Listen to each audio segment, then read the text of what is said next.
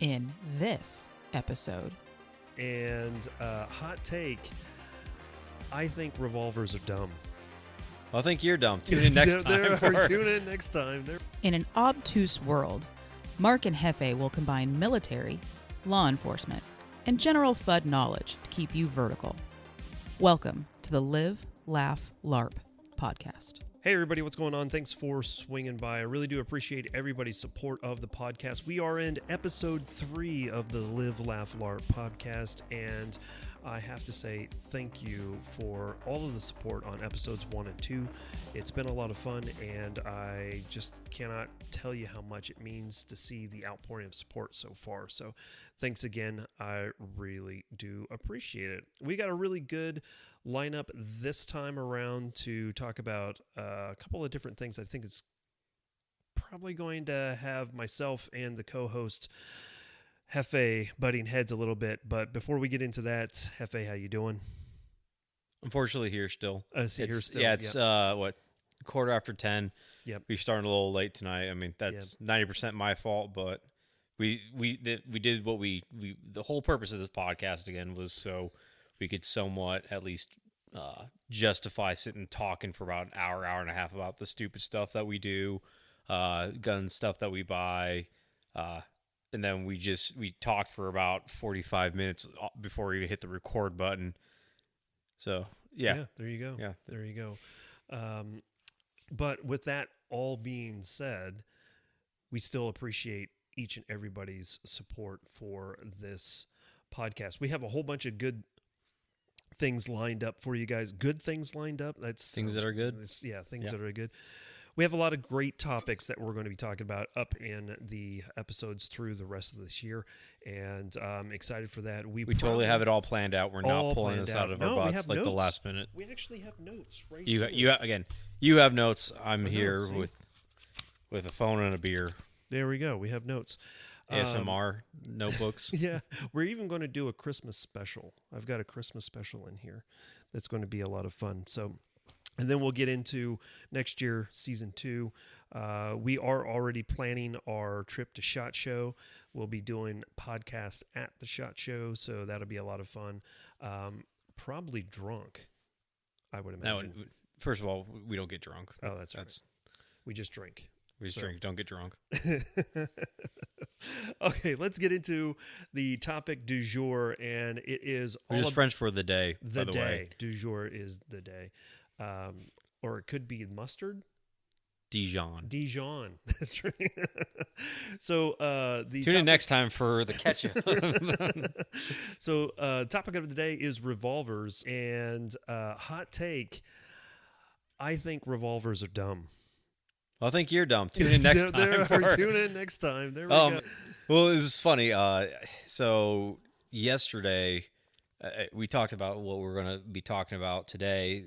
Was several days ago, and then I went to my normal resource of revolver content, Caleb Giddings, or on primary and secondary, and unbeknownst to me, they released like 4 or 5 revolver podcast, so it's like 8-10 hours of these guys talking about revolvers that I have not watched yet. So I spent majority of today trying to get caught up, and lots of information, tons of information. Yeah. So I'm going to try to espouse what they were, all these guys, with 60 something years of handling revolvers and all the knowledge sets that they have, and I'm going to try to condense it down to a 20-minute segment on our niche B tier podcast. Yeah, for sure. So let me start with the devil's advocate portion of it, and then allow you to retort. Because I'm pretty sure that my position probably comes from a position of ignorance. Because of my... As most of your positions? Most of my positions, right? But just basically because of my inexperience, I guess, yep. Right? But realistically, in 2023 or the 21st century, from my standpoint, revolvers have outlived their usefulness for a number of different reasons, right? Number one is the trigger pull on them are garbage, especially double action, right? Obviously, I understand single action revolver triggers are pretty nice and probably could be on the same level as like a Model 70 1911 series, right, of triggers. That's probably where I would see kind of that nice crisp light break, right? But for a defensive situation, more times than not, you're going to be pulling a double action trigger each and every single time. So you're talking 9, 10, 11, 12 pounds of trigger pull, which I understand its usefulness for pocket carry type of situations. But when it's time to pull that firearm, present, and start shooting, you're now having to defeat an extremely heavy trigger pull, which is going to be very difficult to remain accurate under stress. That's number one. Number two is for a lot of the defensive style revolvers. So we're talking like, some of the Smith & Wesson Airweights or the Taurus 856. They have that trench style rear sight with a, just a blade. U-notch with a blade is right. So those types of sights are extremely difficult to get a good sight picture for accurate shots downrange, even if you are taking the time to cock the hammer back for the single action trigger pull. So there's that. Number three, the caliber choices are either 22 Magnum, 38 Special, which is inferior to most modern 9mm, or 357, which ends up being a little bit too much for most EDC purposes and has a lot of recoil. Very difficult for someone to manage recoil. So those are kind of your choices. Yeah, naturally there's a lot of kind of niche situations that you can get in. Like you can get a revolver in 9mm, but you're going to have to get a different type of cylinder. You're going to have to get moon clips, that type of situation. So, you run into a lot of challenges when it comes to revolvers and their usefulness in this day and age, when I can carry a P365, I can carry a Hellcat, I can carry a Glock 48 that is just as capable or more capable, faster reloads, because reloads on a revolver suck, right? It doesn't matter how fast you can reload. The only person that I know that can reload a revolver faster than I can a semi-automatic pistol is Jerry Micklick, right? And he can do everything faster. Well, hopefully not everything, but you get my point. So that is my position on revolvers. Where do we go from there? Change my mind. So I'm going to kind of hark back to some previous episodes we talked about. I think the last one we talked about use case scenarios for different guns and different for different tools, if you would. I usually tell people the normal purchasing guide when it comes to a gun is buy a duty size, reliable handgun, go for a rifle, and then you can start playing around with some of the other fun niche stuff, which you did say correctly. The revolver starts becoming more of a blurred line between a useful EDC handgun and a niche kind of tool.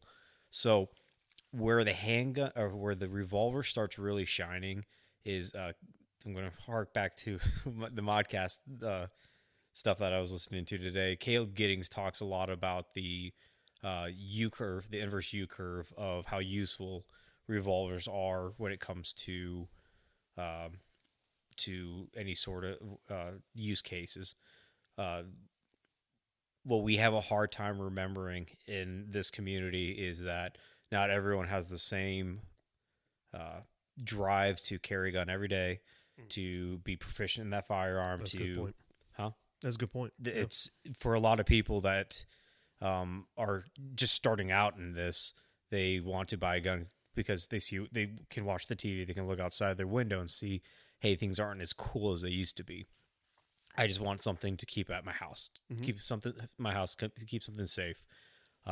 Those people with relatively little training, you can get them either a medium-sized to large-size frame, 38 special, or even if you go down to like some of the rimfire cartridges, 22 mag on a smaller handgun with very minimal training, you can have them be effective with 5-10 yards, very minimal training, and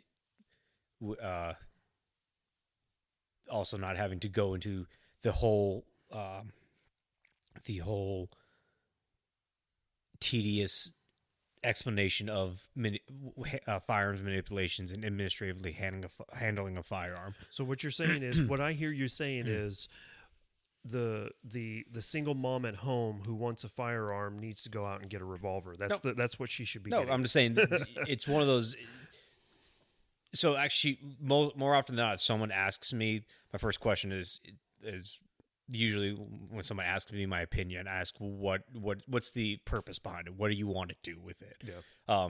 With fitness, it's like, hey, when people ask me fitness advice, I say, what's your goals? Let me talk to you about the goals, which we'll talk about later, actually, today in the podcast. But more often than not, when you talk to people and say, hey, I want to get a gun, what's your opinion? My first question is, well, what do you want to use it for? Mm-hmm. And more often than not, the use case is, I just want something in my nightstand or in a sock drawer to pull out on a rainy day in case something happens. I don't want a shotgun. I don't want a rifle. I don't want a long gun. And I'm not going to spend any time training on it. The revolver, that's where revolver really shines. That kind of easy administrative handling. I can hand somebody a revolver, show them how to open the cylinder, and they can check if it's unloaded or not. There's still people who are in this community of ours that will just completely forget or just don't know that if you take a magazine out of a gun, it's not unloaded. There still could be one in the chamber. Yep. So that's where I would say, if you were taking that inverse U curve where your horizontal axis being time and training, and your x-axis, your vertical axis being the usefulness, it really shines at that low experience level. Mm-hmm. As you start going through your journey and start picking up picking up additional guns and getting some training in there, the revolver starts kind of being outclassed by everything else, by the micro 9s that are very popular these days, even the subcompacts, compacts, even duty size framed guns. And then once you kind of get to the more saged wisdom portion of your career, training, whatever you like to call it, you start finding good use cases back for those revolvers, so they start coming more of a useful tool for you. Kind of, again, following that U curve, they start rising back up in usefulness because you start understanding, hey, today's not probably a good day to carry a Glock 34 with an optic and light. I just need something light in my pocket. I might be bullying you here real quick. What are you carrying right now? What do you have in your gun right now? Oh, yeah, he just showed nothing. How easy would it be just to throw a revolver in your pocket while you're sitting at home? Yeah. Well, it's so this is going to be a little embarrassing. My pistol is upstairs in my off-body carry setup, which I carry every single day at my day job. Mm-hmm. So it is in a concealed carry setup. Mm-hmm. Not on you. Not physically on me at the moment, correct.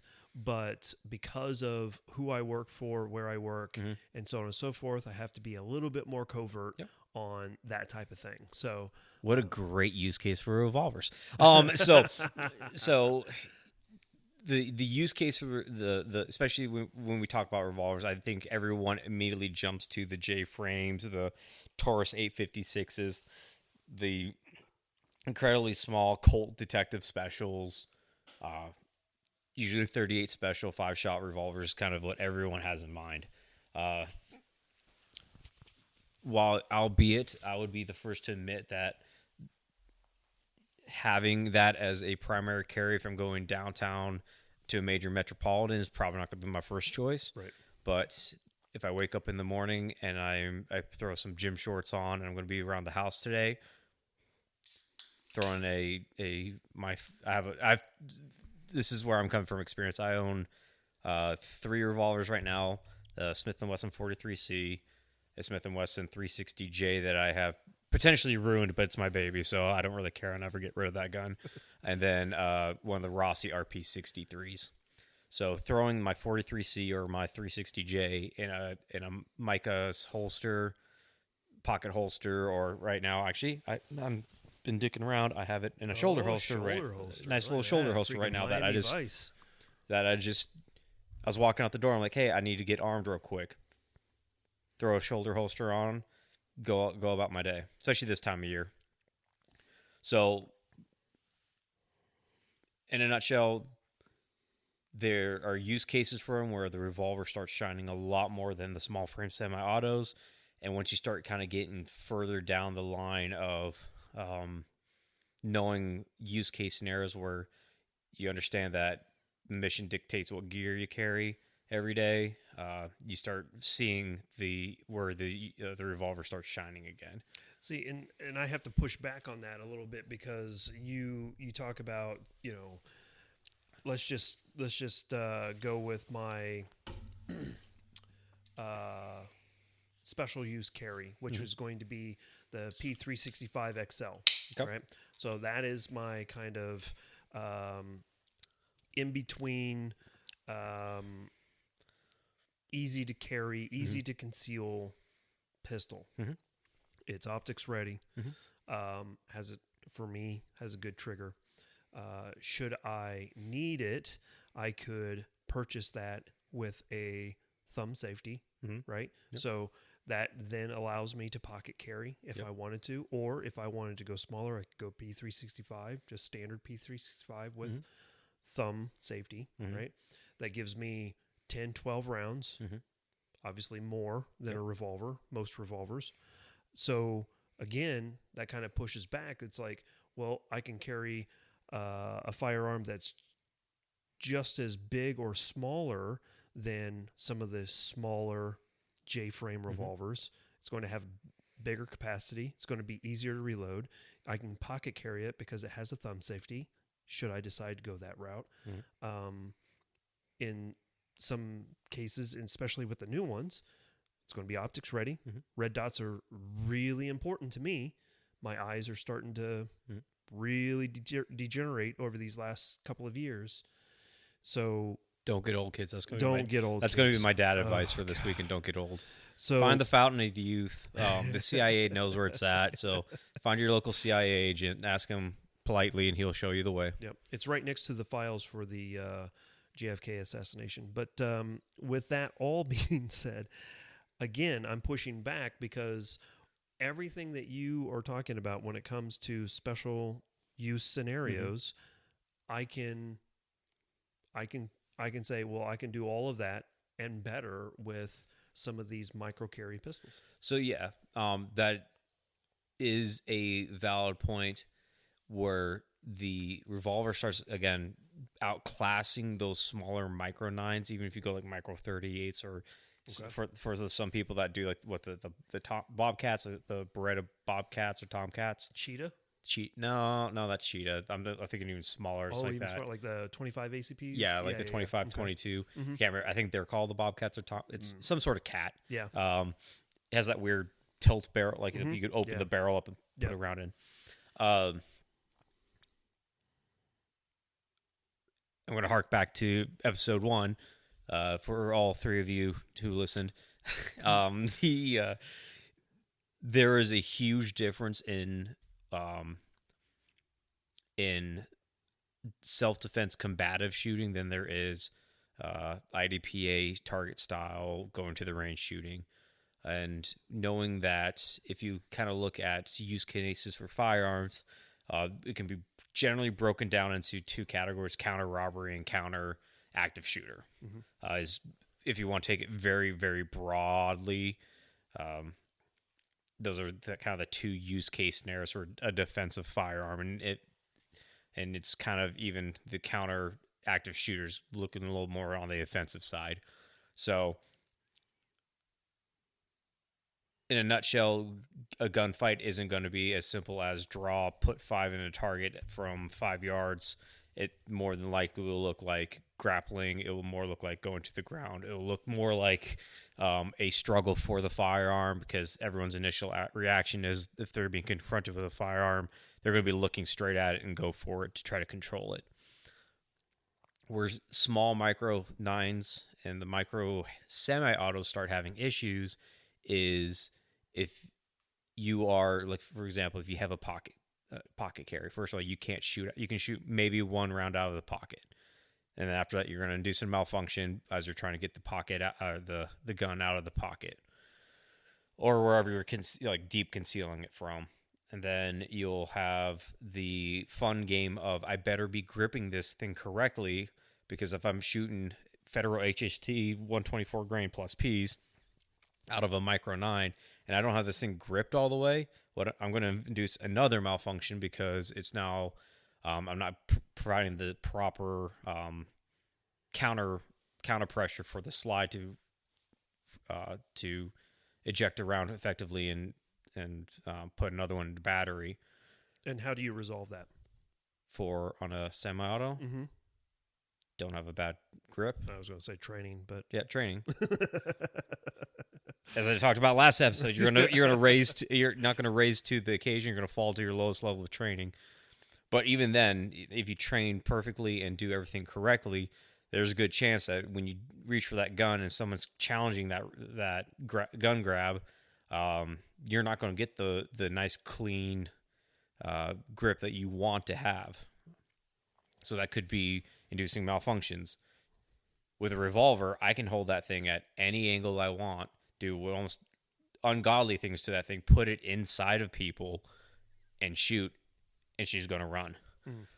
So going back to the initial thing where the mission dictates gear, it's one of those, if you are going to be in a downtown metropolitan area and you know that it's going to be high crime and there's all sorts of problems, maybe relying solely on a 5-shot J-frame isn't your best idea. If you're going to your buddy's house to have a couple beers, grab some McDonald's on the way there, and hang out and do a podcast, an 8-shot revolver is going to do everything you need to and more if something were to arise. So I guess my argument's twofold. One, revolvers do everything that a micro 9 does, albeit with that little bit less ammo capacity, and be smarter about your choices. Yeah. So would you say that at the very minimum, a revolver would be the idea backup or New York reload type of situation? Yep. So when I was on patrol, I carried a J-frame as my backup all the time. It was a 38 special. It's probably my most carried gun. It's my 360J. That gun went with everywhere with me, and I carry it of the strong side, weak side, non-dominant side, whatever the term you want to use. So if anything were to happen to my primary, I would have access on my weak hand to the revolver. And you also have to think most scandium frame, and I'm using this because I have scandium frame revolver, so this is my only talking point off of this one. Explain that. What is scandium frame? So usually there's 3 types of metals that most of the small J frames come in. There's one of the solid steels. They're going to be chunky little boys. You have aluminum framed, and then you have scandium frame. The scandium frame is a kind of weird, metal from Krypton mixed with aluminum to make it a super light gun. They're a little bit more expensive compared to the aluminums and the steels, but they just are, again, lighter. My 43C is a scandium frame titanium cylinder revolver, fully loaded with 8 federal punch or HHC punch 22. The total weight is, I just weighed it today. It's 14 ounces. less than a pound. Yeah. On the complete opposite side, my Glock 48, which I also have it on me, my Glock 48 with optic, 16 rounds of Federal HST, 124 plus speed, 9 mil optic and light, just by itself is 1 pound, 16 ounces. Mm-hmm. So essentially, I can be carrying 2 revolvers with the same ammo capacity for less weight than 1 handgun, which gives you options. I'm not suggesting you know, this is where the FUDism starts popping out, and this is something I don't 1,000% agree with all the time. There's one of the gentlemen talked about, there's a student of his that carries 6 revolvers on him, 6 J-frame revolvers in different areas on his body. You gotta be kidding me. No, this is a real story he talks about. You know, you're carrying $6,000 essentially probably of guns in 6 different areas, which, you know, that's fine. If that's what you want to do, if that's what you want to recreate the scene from Boondock Saints where that guy's, maybe it's one guy with 6 guns. Go ahead to be my guest. I'm not suggesting that at all, but a smaller, small framed revolver of whatever, pick your poison, makes excellent backup guns, or especially now we're getting into the winters, a coat pocket carrier. You could be walking around wherever you're going with a hand on a gun, and no one's the wiser. Another anecdotal thing. I can't remember exactly what the story was behind this, but it was a detective out in Chicago, and he front pocket carried a revolver every day. So every time he talked to shitbags, I realized we're on this thing. I forgot. Yeah. As long if he's talking to bad guys or people that he's, you know, not really friendly with, or probably not friendly, law enforcement friendly, he could be standing there with his hands in his pocket, a very defensive, non-aggressive posture, but having a hand on a gun and just with a slight tilt, a couple feet away, can be at least effectuating some rounds on target. So they're not I'll be the first to admit it, they are not the end all be all. If you were to say, hey man, you get your a duty sized Glock to carry for the rest of your life, or a J-frame revolver, I'm going to pick the duty sized Glock. Where the revolver again starts shining is use case scenarios where carrying a full size gun doesn't make the 1,000% sense. Kind of what you explained earlier about your situation. A great channel to follow. Also, the suited shootist. Yes. I've never actually heard of them. It's a guy on YouTube. I don't know if he has an Instagram or not. It's a gentleman who talks about, originally kind of weird. It was a weird transition. He's talked about men's fashion for a little bit, dressing nicer, wearing suits and wearing nice clothing for work. And then he got fired because he was carrying a gun at work and got fired for it. And he talks about it on his channel all the time, how he was concealed carrying. I don't remember the exact scenario of what happened, but he got found out. And now he gives a lot of advice on deep concealment of guns. And one of his top favorites is deep concealing an Enigma J-frame revolver below the pant line. Another great resource if you guys are looking into that, Rhett Neumeier with Demonstrated Concepts talks a lot about deep concealment. And one of his go-to guns is a piece 365 and a Ruger LCR 22, all carried beneath the pant line. And his argument with the 22 LCR is, it's ounces. It's like 11, 12 ounces with an Enigma rig. It's going to be a little bit heavier, but I could throw this on, throw some gym shorts on, and I can hang out with my kids all day, roll, tussle, go to the playground, and push them around to swings all day. And it's comfortable, and it's deep concealed. That's good. So we got the suited shootist is one that you talked about. Yep. So this is the first time I ever heard of him. So just subscribe to his channel. Okay. Not a huge channel. It's No. 8,000 subscribers, but he's got 238 videos. So obviously a lot of stuff to look at there. And this is again, I think the way I found him was from Pyromarin Secondary. Is him. I keep on saying Christian Craig, but that is not the guy's name. The guy who runs ShivWorks, Craig Douglas. Craig Douglas is that guy's name. Craig Douglas runs ShivWorks.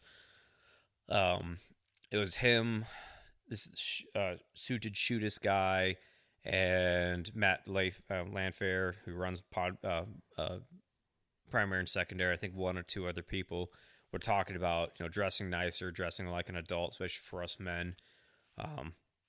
And they went into a lot of conversations about where the revolver becomes useful when you're dressing.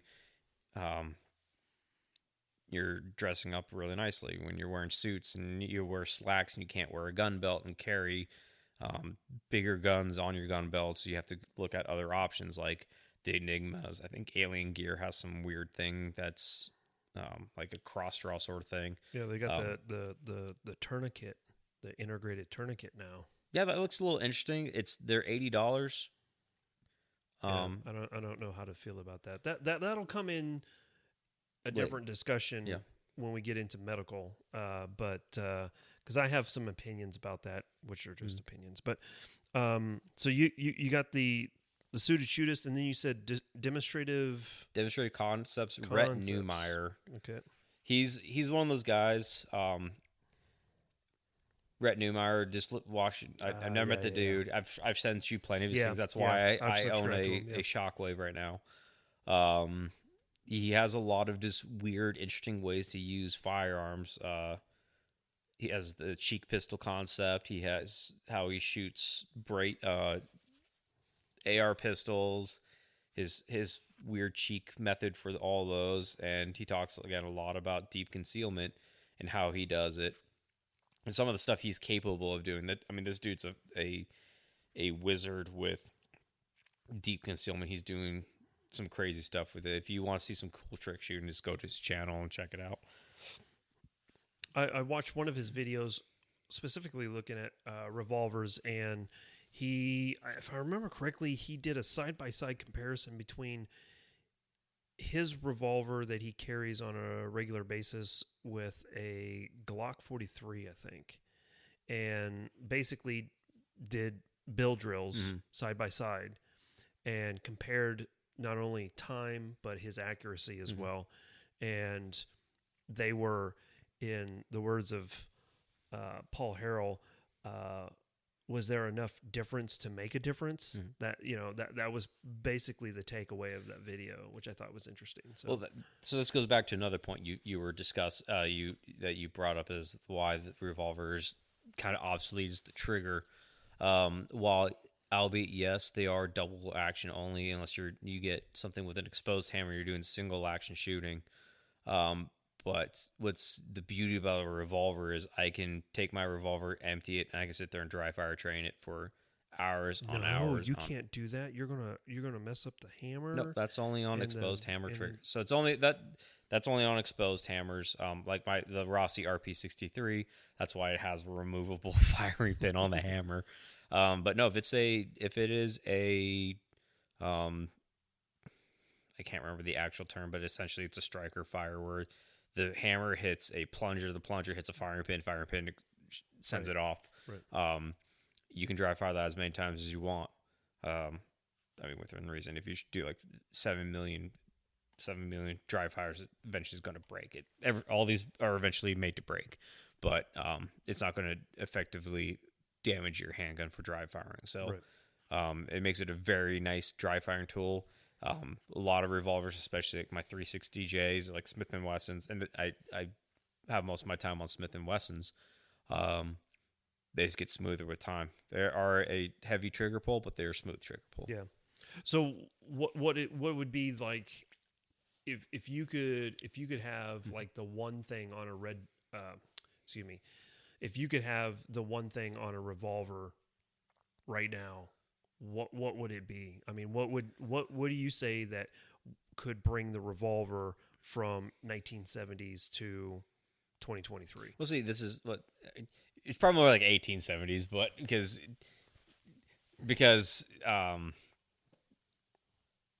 they've been around a bit. I mean, you've had guys with J-frame revolver shooting lead round nose 32s and killing people, and like. What's even crazier to think about is if you think about like the 20s and 30s, where law enforcement and detectives, they had, your Colt detective specials, you had snub nose 5-shot revolvers or 6-shot, medium frame revolvers, usually the Model 19s. They were going up against, more often than not, mobsters and everything like that were shooting Tommy guns and 1911s and still coming out on top. But if I had to bring the revolver into the new century, more easily converted 9mm revolvers, maybe a couple more optics mounted ones, optic mounted revolvers. The only unfortunate thing, when you start putting an optic on the revolver, you start losing the concealability of it, what makes it so nice. But I know that Atero was talking about bringing out their J-frame revolver, like optic mounts, once they get their pistol grips done. I remember that message. I will show my work. I reached out to those guys. He had a photo of something. Oh, it was a Mosin Nagant. Whoever runs their media page, they posted a picture of them just mocking up one of their Atero mounts up to a Mosin Nagant, and I instantly messaged them, said, "Hey, make one for a J-frame revolver." And let me pull up my work right now, and I'm probably gonna get in trouble for sharing this story, but I want justice. There's two things I will not tolerate: is people promising me red dot optics on my revolvers, and people who discriminate against left-handed folk. Well, it's, if you just come into the right-handed world, you would understand that everything is so much easier. So this gentleman said about 8 years ago he made a T1 Aimpoint T1 mount for his J-frame with a 1 7/8 barrel. Maybe we'll revisit it. And then he said, maybe once we get ahead of the grips, I'll have time to work something up. So that was February of this year. Your grips are live on the website. They look great. We want a few of them, but if they are good to go, I want my J-frame revolver. Well, there you go. Atero Arms, if you're listening to this podcast, we need help. Yes. Well, I don't. I need lots of help, and Heffy needs you're not going to help. You're not. You're just going to make it worse. So please make it worse. So, with that being said, the only experience I have with like red dots on a revolver is the Taurus 856 Toro. Caleb sent that out to us. Yeah. Thank you, Caleb. Yeah, and so far so good. There are some things that kind of is difficult for me as a quote unquote modern concealed carry type of guy who is used to, micro compact, subcompact, optics ready pistols that is easily carried in the appendix position, to transition to a revolver with a red dot and some of the challenges that presents. So, and I'll talk about that in my video with the 856 Toro, but yeah, Harry's Holsters has a prototype holster for the 856 Toro. I think it's out now. Is it? Yeah. I can't remember. It's that Filster has one, I know, but okay. I can't remember if Harry's actually released theirs too. Well, they sent graciously their prototype to us to try out. A right-handed only model. Yeah, right-handed only, and there were some concerns that he had with that because with that red dot, it defeats the concealment claw that is worked into the holster, and I didn't really understand what he was saying until I carried it, and then I was like, oh, I get it. That red dot is then pushing against your belt in the opposite direction that your concealment claw should be. So then you basically have a micro penis boner for you. So normal one? Yeah. No. Look, I've been told the big ones hurt, so yeah, I've been told 7 inches is fine. All right, so okay. But that's kind of where I stand with the modernization of the revolver. Is I would love to see it that way, but it's difficult for me to justify moving away from something that I'm comfortable with, that I'm experienced with, that I'm trained with in a semi-auto red dot capable pistol that in some cases I still shoot low left, but then go to a revolver and miss completely. No. We took the 856 revolver and we did build drills. Yep.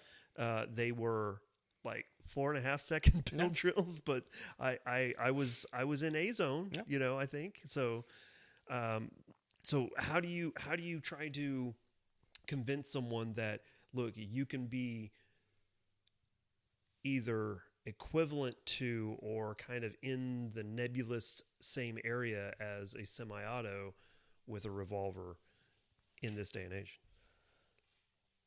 Train it. That's essentially it. It's something you gotta train with. If you give somebody who's been shooting revolvers their entire life, get them a semi-auto, they're gonna complain that the semi-auto isn't as good as the revolver. So when you are looking at adding a revolver to your kit, you have to understand that you have to actually train with it. You have to practice with it, just like everything else here, and understand its use case scenario. Are you going to do a Dickens drill on some active shooter in a mall at 40 yards with it effectively?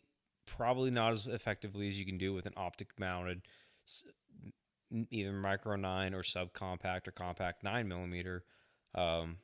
But you have to understand that the use case scenario, that's not what it's designed to do. It's designed to be essentially a get off me,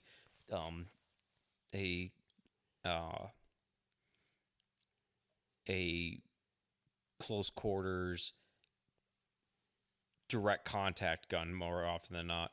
Daryl Brokey, one of the other guys that talks a lot about revolvers, and he was one of those guys that started off carrying a revolver in his law enforcement career, and to this day will carry a revolver as well as his duty grade or duty sized 9mm pistol.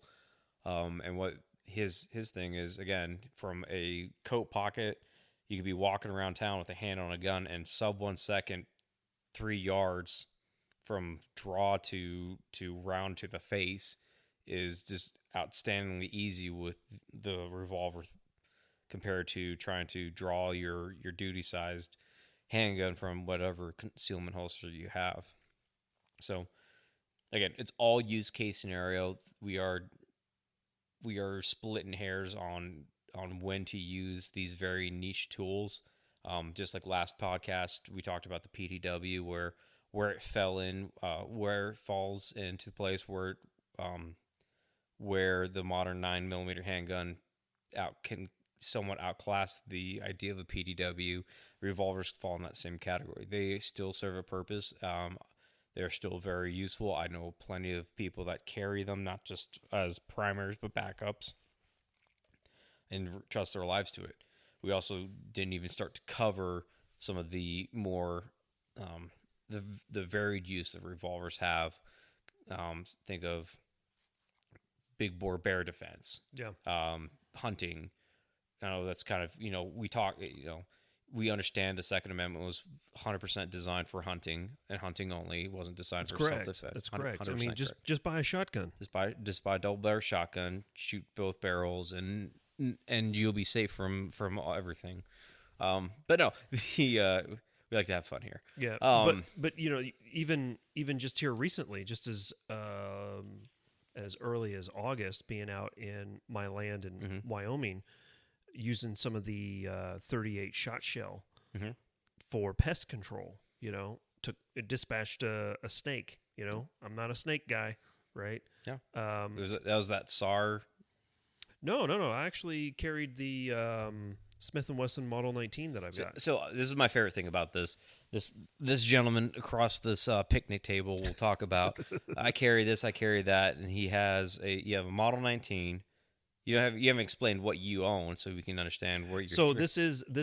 Sorry, 2023 is the year of the revolver for me. I have yet to do a single video on my YouTube channel about revolvers as of yet, but I hope to close the year out with a overview of all the different revolvers. So I have a Model 19, which is the first one I bought in December of last year.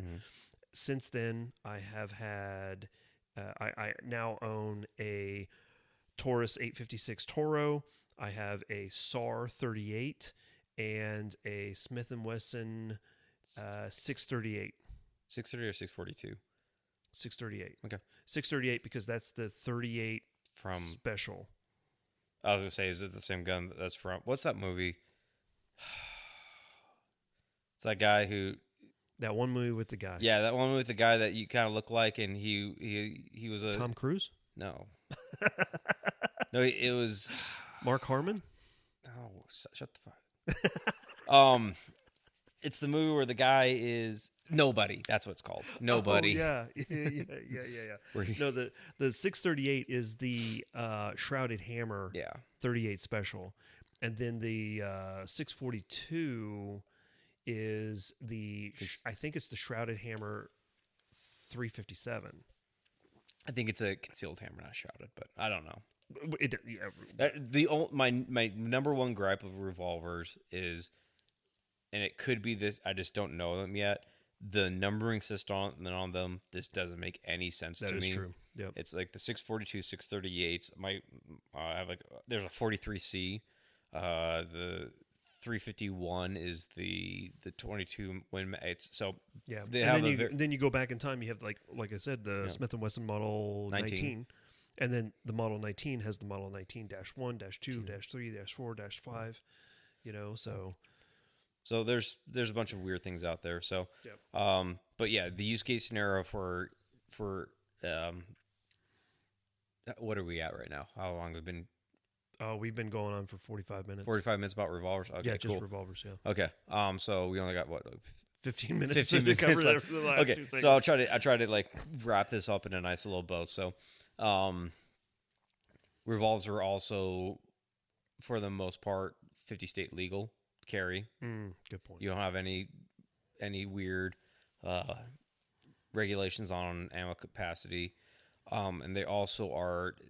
And some people might just shrug their heads at this. They're not as aggressive looking as most modern semi-autos. And the reason I explain it that way is I carried my RP63 when I went up fly fishing in Colorado a couple earlier on this summer, and no one even batted an eye at it. Yeah, that's a very common thing, and I know a lot of it in the mountains of Colorado. It's very common to see someone with handguns, but then I want to juxtapose it with this other story where this was, again, kind of stepping back towards 2016, 2017. Went up to Colorado and I carried my Glock 17, open carried in a holster while we were doing some hiking and everything. I was stopped by 2 park rangers and got a lot of questions asked. Granted, this was during the time when you're not allowed to have more than, in Colorado, 10 rounds for a handgun magazine. And a lot of questions were asked, and luckily I had my badge on me, so it was able to at least get out of that situation without catching any charges.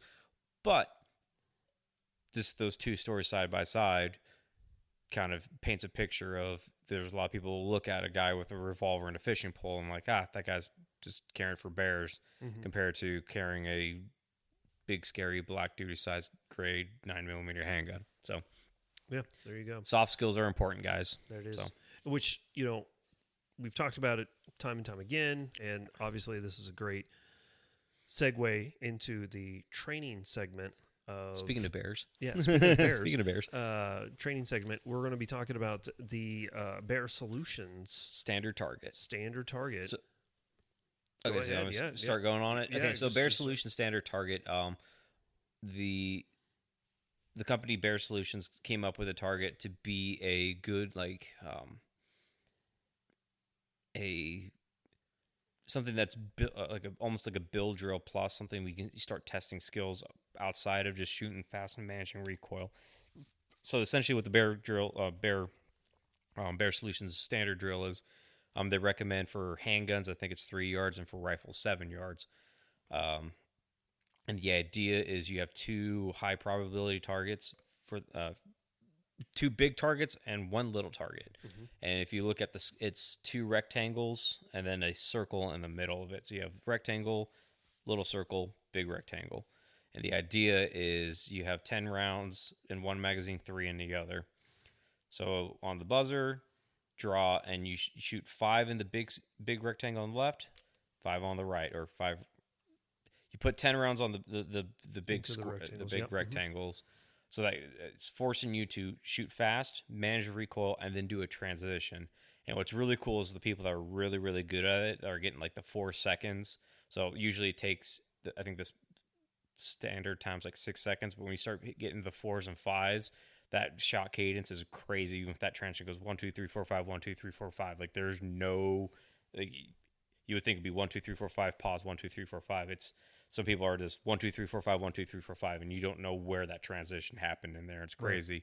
And then slide, lock, reload, 3 on that small probability target. And as I rented out the past 2 episodes, throttle control is very important, guys. There's a time to shoot fast at a big thing and time to shoot very slow and accurately at little things, and knowing when to do, how to to effectively do both, and when to do it at all is very important. And that's one of the biggest things that I appreciate the Bear Solutions standard target. I've done it before in the past. Mm-hmm. I'm not good at it, but it's one that I do appreciate and enjoy doing when I have the opportunities to. Is the throttle control aspect of it, is being able to, in what a lot of people would say, try to burn down the range and then dial way back to get that really nice precision shot, to try to force the idea that I can shoot fast at a very large target, and then when it really counts, right? Like, what was his name from Ohio? With the mall shooter. Dickens. Dickens, yeah. Right? So Dickens put... Charles Dickens, he wrote the... Not him. He put, at 40 yards, he put 8 rounds out of 10 onto his target using a compact pistol. See, this is the problem. Like, I've heard 43, I've heard 48, I've heard 19. Yeah. Obviously, it's a Glock because it did the job, and it's the far superior pistol. But I thought it was a Hellcat. No, it wasn't. But needless to say, the whole point of it is, the whole point of this hexagonal marksmanship, they're all superior. The whole point of what we're trying to get at, especially with this training segment, is whether it be Bear Solutions or someone else, find one of those, say, dot torture style targets to really emphasize your ability to not only shoot fast and be able to get rounds on target accurately, but then also dial it back to get that precision shot as well. And be humbled by height overbore with handgun and and still remember that. Another one that exact same thing, that's just in the inverse, is Ruined Nation's Cold Start target. It's the exact same thing in inverse, 4 small probability and a bigger one. Yeah. Higher probability target. Same concept, throttle control, some mag reloads in there. So as I kind of explained before, finding drills that kind of build onto each other to really help build skills is the way to go about training with handguns. Start small with targets and drills that challenge your precision with the handgun. Then find things that start challenging your speed and recoil management with the handgun. Then start finding drills that can challenge both at the same time and make you throttle between the two. Yeah. So if you guys are interested in checking out the Bear Solutions targets, they actually have a page on their website that has multiple different targets. That's at bearsolutionsllc.com. That's spelled BAER Solutions LLC.com. So swing on by and check that out. So that covers it for the training sessions. We're going to kind of accelerate things a little bit in this podcast because we talked so long about revolvers. And this isn't, because revolvers was obviously a topic that Jefe and I kind of disagree on. Not necessarily disagree, but have different perspectives on. But let's get into talking about the fitness aspect. And I think one of the things that we've started out in episode 1, we talked about deadlifts, and then last week, or not last week, but episode 2, we talked about diet. But realistically, we should be talking when it comes to fitness. Where do we start? I mean, what is the right fitness regiment, fitness, workout routine, whatever? What is the right one for you, me, anyone? I mean, where should they be starting? I think is kind of the topic to talk about, really. So, how much time we got? Oh, we're at 5 minutes. 5 minutes. Okay. I'm gonna blast We can this. go over. We're going to go over the hour mark this week. So. Okay.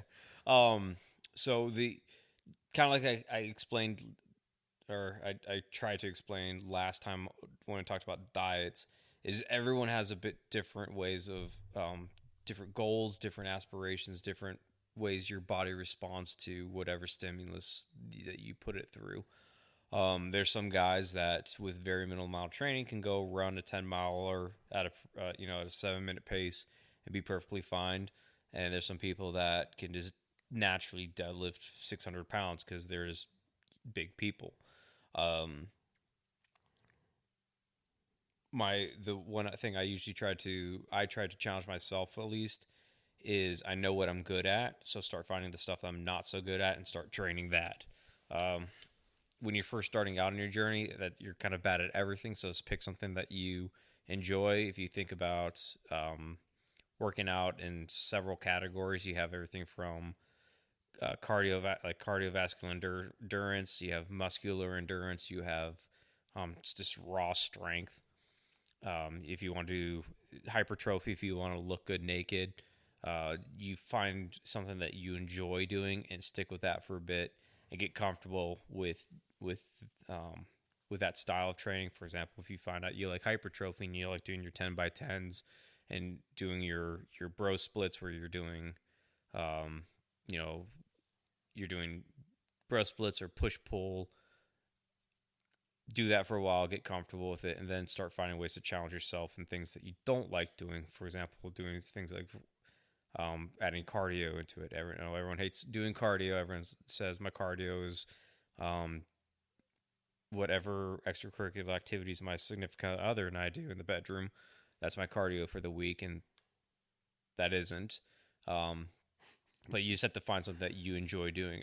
This is what I was really surprised about. So, since I'm unfortunately still part of the military, I recently had to take an ACFT this past weekend, and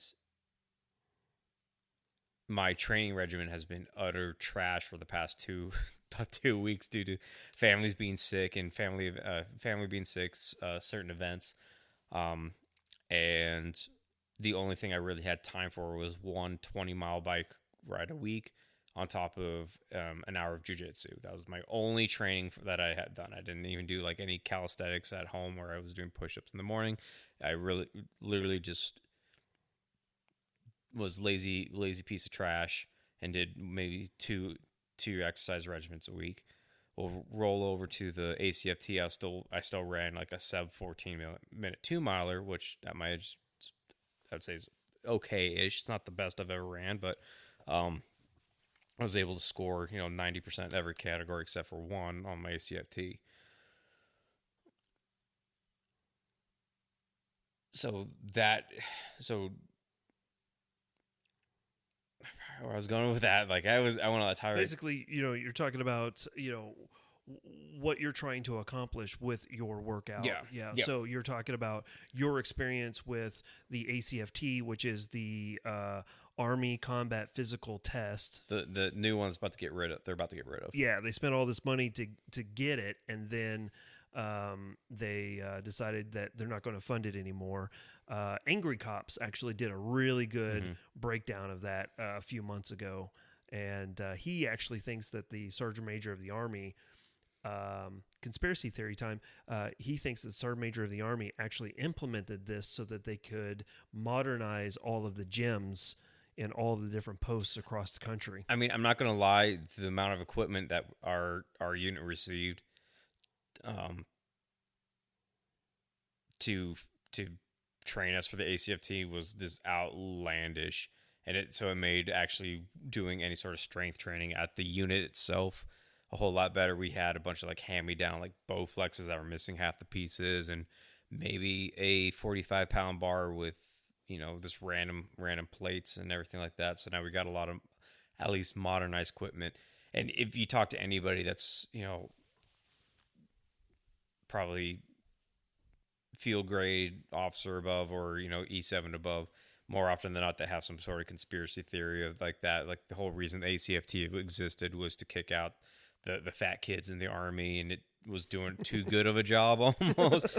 I'm not trying to point out anything, but when 70% of a certain demographic couldn't complete it, that started raising a lot of suspicions about what was going on there. So that's unfortunately.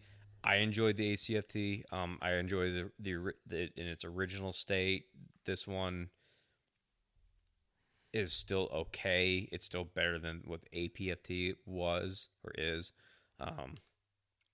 but it's not going to stay around. Getting back on target. So finding something that you enjoy doing. It doesn't, again, cardio doesn't have to look like you have to go on the treadmill for 20, 30 minutes a day or anything like that, or go for a run. It could be, jiu-jitsu is a great example. If you want to get burnt out, go do an hour class where you roll for like 15 minutes. You'll be smoked. You'll be tired. Do that for a couple weeks, and then one day it just becomes easy, and then you realize that cardio is no longer, you're immune to it. Biking's a great way. Swimming's a great way. Just find something that you enjoy doing that gets your heart rate going, and you'll probably be more than fine. And one of the things that I did for the longest time was I went to a gym called 9 Round, and for a lot of people, they kind of look at it and they scoff at it a little bit. They're just like, it's I'm like one of those. They're like the modern day Taibo, But realistically, it ends up being pretty intense. It's a HIIT style, high intensity interval training style workout program. You have 9 rounds. Each round is 3 minutes. You have 30 seconds in between each round, just like a boxing match, kind of set up the same type of thing. You can get your workout done in about 30 minutes, and it'll smoke you. If you follow what they prescribe for each round, it will smoke the crap out of you. And if you do it correctly, for me, I was cranking out 500 plus calorie workouts in 30 minutes. Which was, and top of that, it's a lot of fun. I'm not saying that it's right for you. Maybe just going to a boxing gym, learn a skill, learn how to punch, and get a good workout at the same time. Yoga too. Yoga's the same way. Yeah, exactly. We've done yoga before, and yeah, I'll be the first to tell you that you want to be humbled. Go do a yoga session. And it will break you off. Yeah. You'll feel great afterwards, though. Yeah, you do. You really do. And not even in the woo-saw type of way, but just in the mobility factor of being stretched out, was really nice too. My biggest thing for me when it comes to a fitness regiment, we've talked about it a couple times in the past couple of episodes, but essentially determine your goal. Right? What is your goal? Do you want to look good? Do you want to be physically fit to where you can execute certain styles of lifts or be able to run for a certain amount of distances within a certain amount of time? For me, just to give you an example, my goal is I want to be able to lift my body weight in a number of different formats, whether it be bench press, squats, deadlift, or power clean. I want to be able to lift my body weight in each one of those. Now, I'm not at that level in every single category, but that's one goal that I have. And then I want to be able to run 3 to 3.5 miles in about 9-minute pace, unencumbered. So just, be able to put on my running clothes, whatever that may be, and be able to run at any given point, any day of the week, be able just to walk out my front door and run about 3 to 3.5 miles, do a 5K, and not pass out because I'm exhausted, or be able to run encumbered. So meaning I'm carrying something, whether it be plate carrier, firearm, my daughter, having to, have her jump into my arms and have to run. Can I carry the 95 pounds that she weighs for a distance? That's some of the goals that I have put forth with me, and I am still working to accomplish each one of those on a regular basis. So that's what I have to really say to close out the segment on the fitness aspect. If you guys want some good reading about what he just described, there's a manual that you can buy for $25. It's called Triphasic Tactical Training. Ooh. It's that manual. I showed you this a little bit when we first started training. Okay.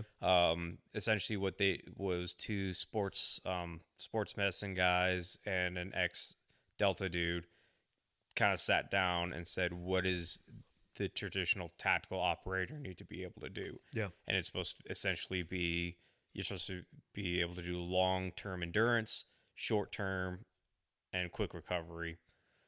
So look up, it's, if you want some good reading for like $25, get the manual, Triphasic Tactical Athletes. Can you find that like on Amazon? I don't know. I just kind of Googled it. Okay. Also, if you're looking for some other stuff, Red Beard Tactical has a lot of information about the tactical athlete. And if I remember correctly, he came out with a list of standards of what he's German, so he talks weird, but I think there's like a 5K run, there's a 10K ruck. It's almost harks back to the like German proficiency badge, sort of that stuff, where it's not incredibly challenging stuff, but trying to do that stuff back to back starts making it a little bit more intensive. So Redbeard Tactical, look up his standards, look up the German proficiency badge, and Triphasic Tactical Athlete. Sounds good. So I'll make sure that I add those into the description of this podcast. So if you guys are interested, I'll have links to that type of stuff. So you can easily find that. And then, if it's on Amazon, you'll be able to easily pick that up, in a book form, hopefully. So we'll get that research done for you guys. Books are the devils. Into it. Yeah. I don't like reading. God, is there pictures in it? So, actually, there's a lot of pictures in the Triphasic Tactical Athlete one. So okay, lots of charts. Good. That's good. So that's really just covers it. When it comes to your fitness, determine your goals and then determine how to get those goals accomplished in not only the most efficient manner, but a manner that is going to be enjoyable. Because obviously with fitness and diet, if it's not enjoyable, if it's not something that you're going to be able to maintain on a regular basis, then you're not going to follow through with it. Just like with carrying every single day, we're both advocates for carrying everywhere you go. And if you are trying to carry, a Taurus Judge everywhere you go, because that's a large, massive firearm, it's probably going to be uncomfortable. It's probably not going to be enjoyable to carry, concealed anyway, like appendix position. So you're probably not going to want to carry it, or even from a modern perspective, trying to carry a Glock 34 with a red dot and a Surefire X300 on it, that's probably not going to be comfortable to carry. So you're not going to carry it every single day. So figure that stuff out, and you will be better prepared each and every single day. So that pretty much covers it for this podcast. We're trying to keep these things at an hour, but we're probably going to go over every once in a while, which is fine. I'm going to once again turn it over to Jefe for his last 30 seconds of the podcast and go from there. Go ahead. Okay. Yeah, start buying books, guys. And it's not just buying books that you enjoy reading or history books. Start buying useful things. There could be a day where the internet's not a thing anymore unless you download all of Wikipedia onto a hard drive, which is also probably recommended. Start buying books that will start helping you at least have a reference guide for things. A couple things to look at is the Tarascon Pocket Pharmacopoeia, and the Merrick Manual of Diagnosis and Therapies in Medicine.